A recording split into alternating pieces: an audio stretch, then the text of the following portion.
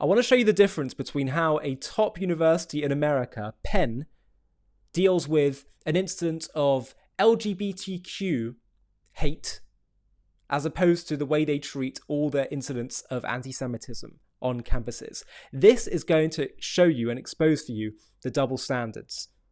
But first, let me just give a bit of a background. So we've seen how across college campuses in America and the Western world, colleges have been silent in the face of overt, explicit anti-Semitism, calls for genocide to the Jewish people and Jewish state. From the river to the sea, that's a genocidal call. They've been silent, even worse than that, many lecturers justifying these chants, this sympathy for what Hamas did, saying it's just liberation. This is a college campus in America, UCLA. A sign was posted saying, Israel has done something truly incredible. Israel has managed to turn Jews into Nazis, okay, which is totally anti-Semitic. You're demonizing the Jewish people as they seek to do what they need to defend themselves just to simply exist, and you call them Nazis. When you call them Nazis, what you're saying is, just as we had to get rid of the Nazis, so too we have to get rid of them. They've lost their right to exist, but of course. And here, this was also at UCLA, I believe. Israelis are native to hell. Well, if you're native to hell, then where should you go to? Go to hell. It's deeply disturbing. And while I don't believe the majority of students actually support this stuff, there is a culture of tolerance for this, even finding ways to justify it by the small but loud and dominant minority. But I have to show you something that made me chuckle from its tragic irony, because Penn University, which is one of the top universities in America and the world, and we of course saw their president being grilled in Congress a few months ago. That was the whole "it depends on the context" thing when they're talking about calls for genocide, and everyone was like, seriously, it depends on the context? You would not react like this if it was another minority. Well, guess what? Now we have proof. We have proof of this because, as I saw on Twitter, A.L. Jacobi, who is a student at UPenn, who tries to do his best to combat anti-Semitism and anti-Americanism, as he describes on his Twitter, he posted a email sent out by the faculty part of Wharton after 6 pride stickers were missing from the door of someone's office. The stickers, he says,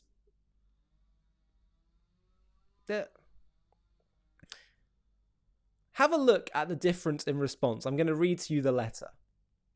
Colleagues, I'm writing to notify you about a series of concerning and ongoing incidents involving office space in Vance Hall.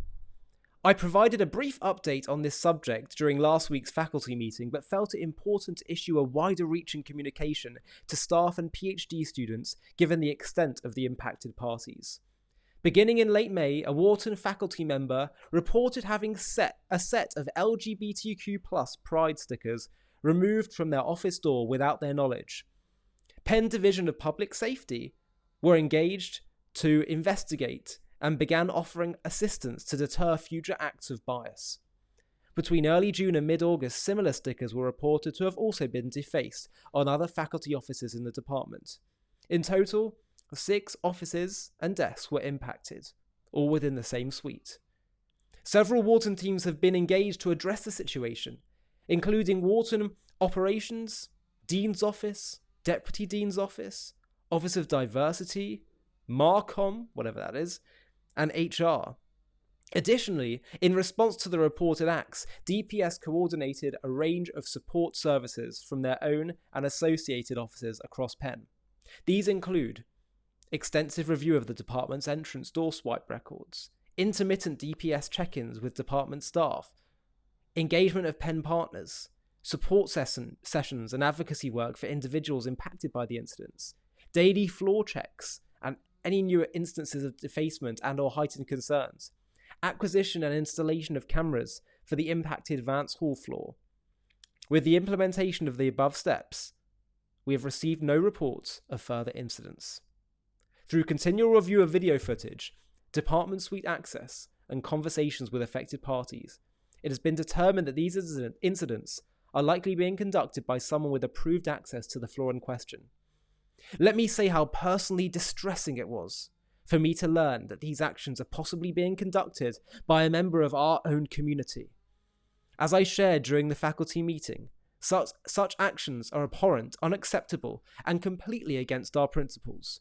At this time, we are focused on preventing further defacement and providing resources to reinforce the safety and well-being of our community members.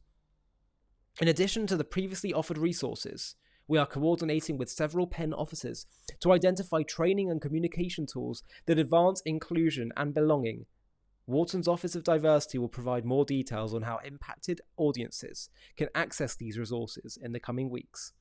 Anyone with additional information on these or other related biases can formally report them to the Penn Diversity Office, or DPS. All information will be handled confidentially to the greatest extent possible. Those seeking additional support or guidance are encouraged to contact Renita Miller in Wharton's Office of Diversity, Equality and Inclusion, the famous DEI, of which Jews are not considered victims in any sense. Or connect, that's my addition, that's not in the letter, they wouldn't be that blunt. Or connect with their Wharton HR representative. In closing, I recognise this ongoing series of events has caused stress for many of you. It is my hope that this update and our associated actions demonstrate Wharton's shared concern. We stand against discriminatory acts of any kind and commit to continue countering their negative impact by fostering a sense of belonging for all. As Eyal wrote in his tweet, he said, "No such condemnation has been issued once this whole year with regard to the anti-Semitism on campuses. No condemnation about the thousands of hostage flyers that were ripped down. No condemnation of the American flags ripped down. No condemnation of the symbols of terrorist organizations being shown." Funny that, isn't it?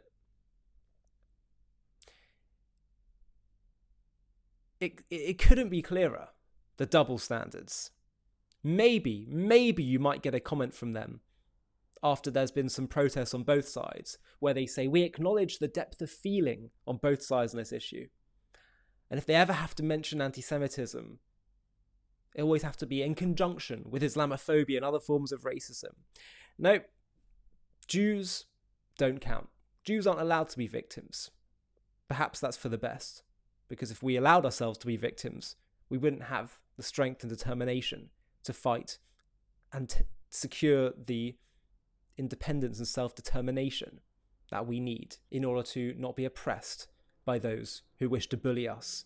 Now, the double standards are clear, but the question is, in which way do we try and combat this? Which way do we move forward? Do we keep pointing out the double standards and say, hey, you're not being fair to us, treat us fairly? Well, it might work for those who are sitting on the fence in the middle ground, and I'm not saying we shouldn't do it, but we seem to keep saying these things, and its impact is at times questionable. I think that part of the paradigm shift that the Jewish people are going through and need to continue to go through is understanding that they treat us different because they know that we are different. And we as a Jewish people need to come to terms with that. The world will never treat us just like everyone else, and for as long as we demand to be treated just like every other nation, the problem is going to fester. The Jewish people are not like every other nation, and the world knows it, and that's why these things are happening. But it can be that they treat us different to everyone else in a positive way. But that's where our part comes in. The role of the Jewish people is to be the teachers in the global classroom of morality, of sharing God's purpose and vision for the kind of world that he wants. That's been the chosen mission of the Jewish people. And when you're a teacher in a classroom and you try to be just like all of the students, if you want to just fit in and be liked by all the students, then it's going to become chaotic. The students are going to take advantage of you. They might even bully you. You're not going to be treated fairly. And they're certainly not going to buzzy up with you because they know that you're not one of them. And the more the teacher wants to be treated just like one of them, the more frustrated the teachers are going to get.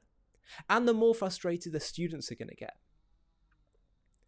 So perhaps if we as a Jewish people, well, of course, yes, fighting the hate and exposing the double standards, but at the same time, with an even greater strength, if we turn around and say, you know what? Yes, we are different. We really are the chosen people. It wasn't something that we did. We were chosen. So let's tell you what we were chosen for. We were chosen to teach you and to share with you God's vision for all of humanity, for the world that he wants to dwell in. I think part of the frustration that we see with this hostility to Israel, God forbid would never be to justify it, but part of the frustration that people pick up on is they feel, level with us. Who really are you? They know deep inside they can't treat us just like everyone else. And so Judaism teaches that part of the role that we can play as Jews, while of course doing everything we need to defend ourselves, but on a philosophical level, part of the approach we have to take is to really come into that role and to say, yes, we're not like the other nations. We're here to transmit a message. And that will be the ultimate solution to all these issues that we're talking about. The students will be happy and the teacher will be able to do the teacher's job. Hi, thank you so much for watching. To watch another one, click here. To stay up to date with all our content, click here to subscribe. And if you're able to, you can help support JTV to grow and grow by clicking join below this video, where you can become a member and get perks including early access to videos and private live discussions with me. But most of all, you'll be partnering with us on our mission to change the world.